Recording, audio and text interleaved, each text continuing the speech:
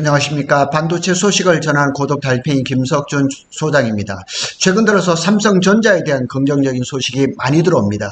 뿐만 아니라 평택 캠퍼스의 P4 페이지 4의 착공 소식과 그 다음에 P5에 대한 이야기도 많이 올라와 있고 제가 연달아 영상을 올리기도 했습니다. 근데 제가 글을 썼습니다. 삼성전자 늦더라도 제대로 만들자. 어디 신문에도 이렇게 나온 것은 아닙니다. 제가 글을 쓰고 싶어서 쓴 거고, 글을 써놓고 며칠 됐습니다. 그러고 이제 영상을 만들어서 올렸습니다. 그리고 이제 잘 아시는 것처럼 서울경제신문에서 단독 기사가 나와서 HBM4가 신뢰성 검증을 통과를 해서 지금 잘 진행이 되고 있고, 이재용 회장하고 젠슨 황하고 탑다운 방식으로 해서 이 협상도 잘 진행되고 있다는 그런 소식도 나와 있습니다. 엔비디아가 GPU 이제 플랫폼 로드맵이 진행되면서 이게 뭐냐면 루빈 출시가 생각보다 조금 늦어요. 원래는 25년도 하반기 얘기가 나왔었는데 26년 상반기로 될 가능성이 높습니다. 그래서 삼성전자는 늦더라도 제대로 만들자는 전력이 주목을 받고 있습니다. 그래서 SK 하이닉스와 마이크론이 빠른 출시와 물량 확보를 가지고 시장 염려를 넓혀가는데 엔비디아도 만만치 않습니다. 왜냐하면 자꾸 삼성전자를 HBM 시장에 끌어들이면서 이 시장의 가격 경쟁력을 SK 하이닉스에 뺏기지 않고 삼성전자를 이제 시장에 끌어들이면서 그런 이 시장 전략을 가고 있는 것 같습니다. 그래서 삼성전자는 시간 벌기에 성공한 것은 사실인 것 같습니다. 삼성전자가 원했던 것은 아니지만은 시장은 그렇게 흘러가는 것 같습니다. 삼성전자가 늦더라도 제대로 만들자는 전략을 이제 택하게 된 배경이 있습니다. 그걸 한번 살펴보도록 하겠습니다. 삼성전자가 이러한 전략을 채택하게 된 배경이 있습니다. HBM3 이제 품질 논란이죠. HBM3입니다.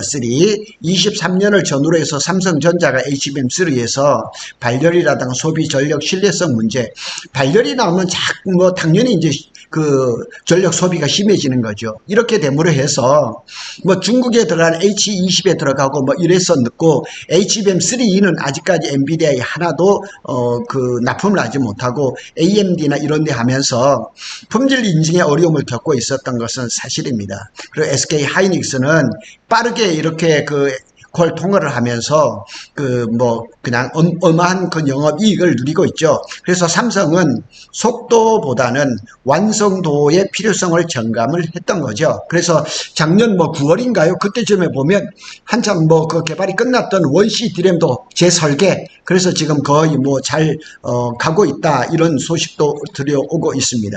그래서 이제 GPU하고 AI 시장의 특수성을 이제 좀 인식을 한 거죠. AI용 GPU는 데이터 센터의 핵심 장비로 한번 문제가 생기면 이게 패키징 단위에서도 마찬가지입니다. HBM을 만들어서 패키징을 하다가 거기서 에러가 나면은 그걸 다 버리는 겁니다. 그래서 이런 것들을 좀 삼성전자가 알아채린 거죠. 그래서 조금 늦더라도 완벽히 검증된 제품을 공급해야 고객 신뢰를 얻는다. 제가 이 글을 쓰면서 또 방송을 하면서 문득 생각이 나는 것은 고인이 된 이건희 회장님이 수년 전에 구미에 있는 거기서 갤럭시 그것도 그냥 불살랐던 거 그거 기억하시잖아요. 그러니까 이게 지금 HBM에서도 마찬가지란 말이에요. 삼성전자가 1분기에 HBM3 12단을 콜 통과를 할 거라고 생산했던 많은 재고를 다 재고 처리를 해버렸잖아요.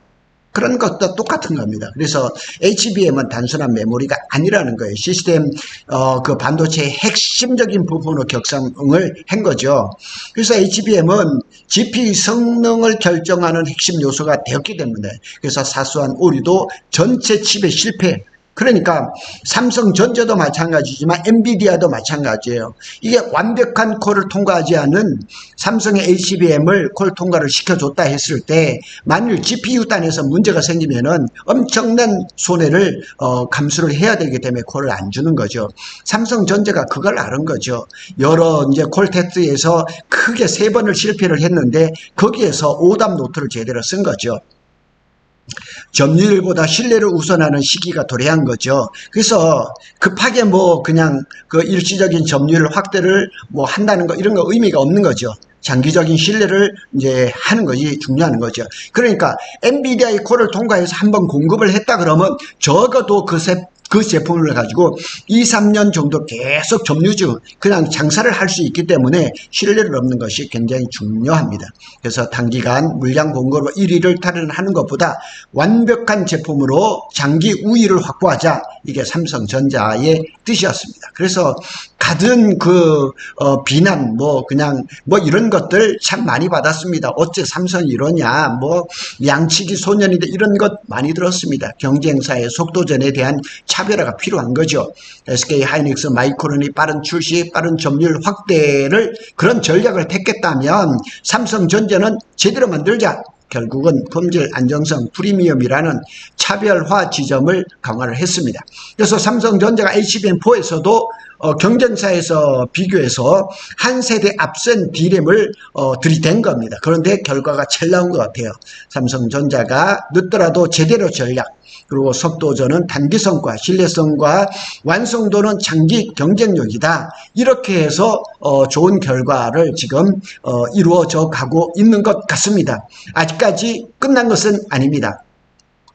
늦더라도 제대로 만든다는 삼성전자의 전략은 최근 HBM과 첨단 공정 경쟁에서 삼성전자의 태도가 잘 나오고 있습니다. 경쟁사 대비 뒤처진 출발점, 삼성전자가 HBM2E 이런 데서는 괜찮았어요. SK보다 어쩌면 이렇게 경쟁력이 좋았는데 HBM3에 오면서 그때부터 버벅거리기를 시작한 겁니다. 왜냐하면 HBM2E에서 HBM3 사이에 상당한 기간 동안, 2019년이죠. HBM 연구팀을 해체를 해버리면서 문제가 발생하고, 근데 2023년 정도 됐죠. 그때쯤에 이제 그 HBM3가 나오는 대략적으로 한 5년 동안의 공백이 있었던 거죠. 그래서 그때 SK 하이닉스는 HBM3, HBM3E까지 시장을 선도하고 시장을 독점하게 된 거죠.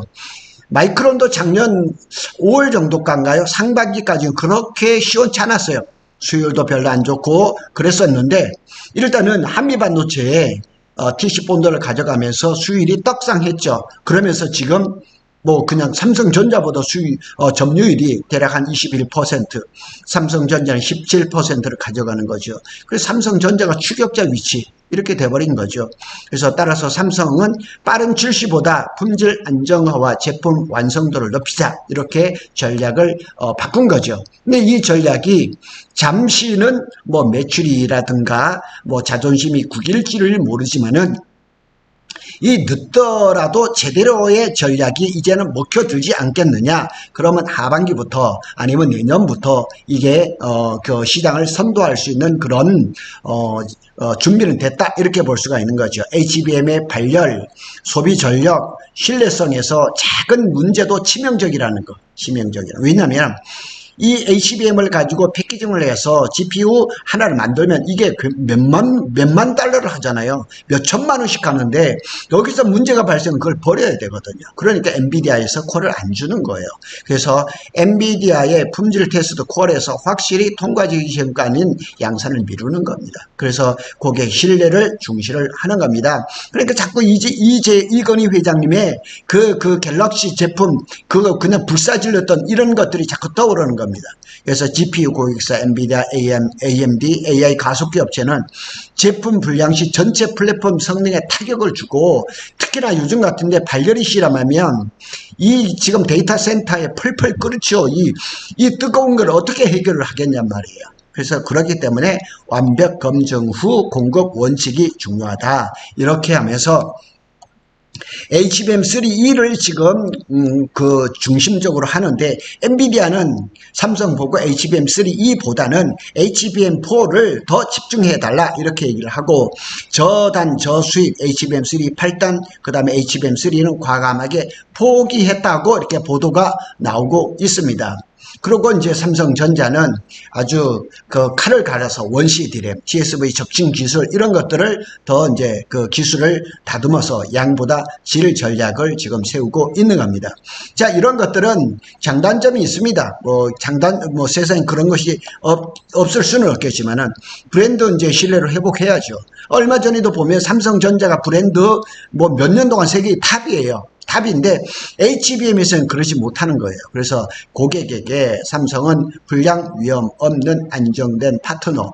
이 다른 데서는 잘 하고 있는데 지금 HBM에서만 잘 안 되고 있다는 거죠. 일시적으로 점유율 손실이 있더라도 HBM4, HBM4E에서는 확실하게 한번 해보자. 그래서 프리미엄 전략으로 이제 돌아섰다는 거죠. 단점은 뭐 시장 점유율이 축소가 될 수가 있죠. 단기적으로. 지금 뭐 2분기에는 지금 17%까지 떨어졌으니까 SK 하이닉스나 마이크론보다 밀렸어요. 당연히 밀렸어요. 그렇지만 HBM3 뭐 8단 12단에서는 제로예요. 그럼에도 불구하고 삼성전자는 늦더라도 제대로 만들자 이렇게 얘기를 지금 전략을 세운 겁니다. 그래서 HBM 루빈이 조금 지연되면서 시간이 이제 벌었죠. 그래서 삼성은 다소 늦더라도 엔비디아의 GPU가 늦어진 만큼 최적화된 HBM, 이게 HBM4라는 거죠. 결과적으로 속도전보다는 완성도, 여기에다가 초점을 맞춘 겁니다. 자, 여기에 이제 조금 더 한번 보충해 보는 것 한번 살펴보겠습니다. 이제 늦더라도 전략과 관련해서 더 강조할 메시지, 삼성전자에게 더 할 수 있는 말, 신뢰는 시간이 걸려더라도 반드시 회복해야 될 가치다. 이거는 뭐 기업을 하는 입장에서는 당연한 거죠. 자, 그 내용들은 한번 제 블로그를 보시고 고객과 동반 성장해야 된다. 그러니까 SK 하이닉스가 잘 나갔던 이유는 엔비디아하고 수년 동안 공동 개발을 했기 때문에 그런 거예요. 그래서 삼성전자, 엔비디아, AMD, 구글, 아마존 같은 글로벌 빅테크 이제 기업들과 협력할 때 단기 물량보다는 장기적으로 보는 거죠. 우리는 단순 공급자가 아니라 고객의 성장 곡선에 맞춰 함께 맞추는 기술 파트너, 이런 신뢰를 회복하고 이런 포지셔닝을 갖는 게 이게 중요하다는 거죠. 그리고 이제 세 번째로는 최고 사양에 집중하겠다. 삼성전자가 이건희 회장 때부터 최고의 품질, 그걸 계속 부르짖었잖아요. 그게 지금 조금 그렇죠. 그래서 양적인 경쟁이 아닌 질적인 리더십을 추구하겠다.